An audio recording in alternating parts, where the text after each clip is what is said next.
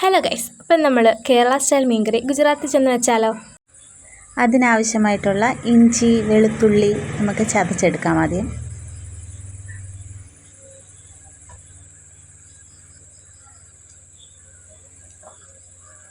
അതിൻ്റെ കൂടെ കുഞ്ഞുള്ളിയും കൂടെ ചേർത്ത് കഴിഞ്ഞാൽ രുചി കൂടും. അതിനുവേണ്ടി നമുക്ക് ഒരു 3-4 അല്ലി കുഞ്ഞുള്ളി എടുത്ത് വെക്കാം.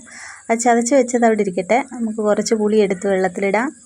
ആവശ്യമായിട്ടുള്ള കടുക് വറുക്കാൻ ആവശ്യമായിട്ടുള്ള മുളക്, കറിവേപ്പില, കുഞ്ഞുള്ളി വട്ടത്തിലരിഞ്ഞത്, ഇഞ്ചി വെളുത്തുള്ളി പേസ്റ്റ്, 2 തക്കാളി ചെറുതായിട്ട് അരിഞ്ഞ് വെച്ചത്, ആവശ്യത്തിനുള്ള മുളക് പൊടി, മല്ലിപ്പൊടി, ഉലുവാപ്പൊടി, കുരുമുളക് പൊടി, ഇതെല്ലാം കൂടെ നമുക്ക് ആദ്യമേ എടുത്ത് മാറ്റി വെച്ചേക്കാം.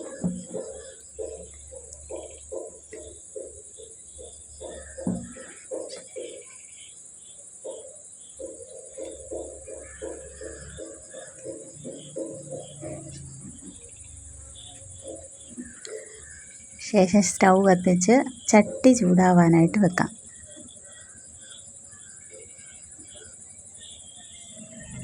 നമ്മളിന്ന് മീൻകറി വെക്കുന്നത് വെളിച്ചെണ്ണയിലാണ്. ഇത് കേരള സ്റ്റോറിൽ പോയി വാങ്ങിച്ചുകൊണ്ട് വന്ന വെളിച്ചെണ്ണയാണ്.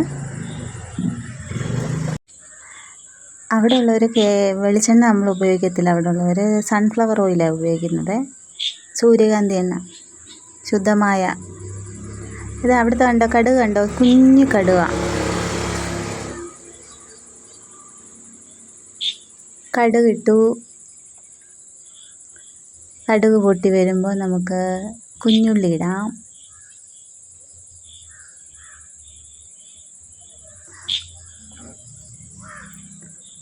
കുഞ്ഞുള്ളി ഒന്ന് വഴണ്ട് വരണം, ഒരു ബ്രൗൺ കളറായി വരണം. ആ ബ്രൗൺ കളറായി വരുമ്പോൾ നമുക്കതിലേക്ക് വറ്റൽമുളക് ഇടാം. ബ്രൗൺ കളറായി വന്നു കഴിഞ്ഞാൽ നമുക്കതിനകത്തേക്ക് വറ്റൽമുളക് ചേർത്ത് കൊടുക്കാം. കരിഞ്ഞു പോകാതെ പ്രത്യേകം ശ്രദ്ധിക്കണം. പിന്നെ നമ്മൾ ഇതിനകത്തേക്ക് ഇടാൻ പോകുന്നത് കറിവേപ്പിലയാണ്. ആവശ്യത്തിന് കറിവേപ്പില ഇട്ട്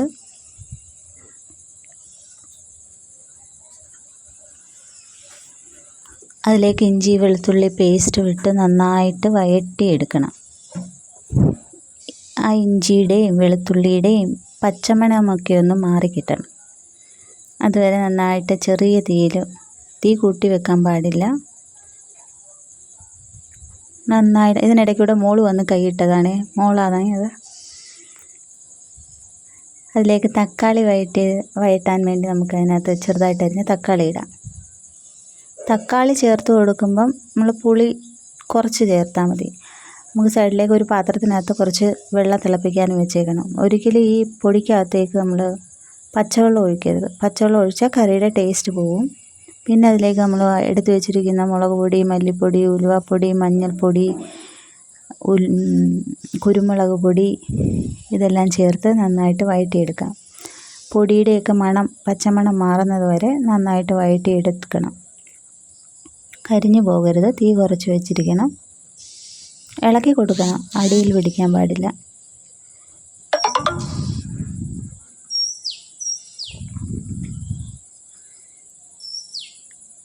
ഇതിലേക്ക് നമ്മൾ ചൂടുവെള്ളം എടുത്ത് ഒഴിച്ചു കൊടുക്കാം.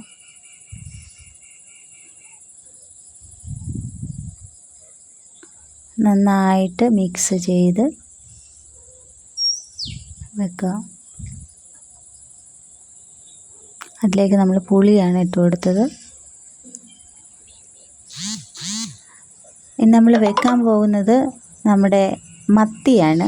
കേരള സ്റ്റോറിൽ നിന്ന് വാങ്ങിയ നല്ല നാടൻ മത്തി. ഗുജറാത്തി സ്റ്റൈലിൽ വെക്കുന്നത് എങ്ങനെയാണെന്ന് നമ്മളിതുവരെ കാണിച്ചു. നമ്മുടെ നാട്ടിൽ കിട്ടുന്ന കുഞ്ഞുമത്തിയൊന്നുമല്ല, നല്ല വലിയ മത്തിയാണ്. പരിഞ്ഞിലും മുട്ടയൊക്കെ ഉണ്ടായിരുന്നു. തിളച്ച കറിക്കകത്തേക്ക് നമ്മൾ ഈ മീൻ കഷ്ണങ്ങളിങ്ങനെ പറക്കിയിടുക.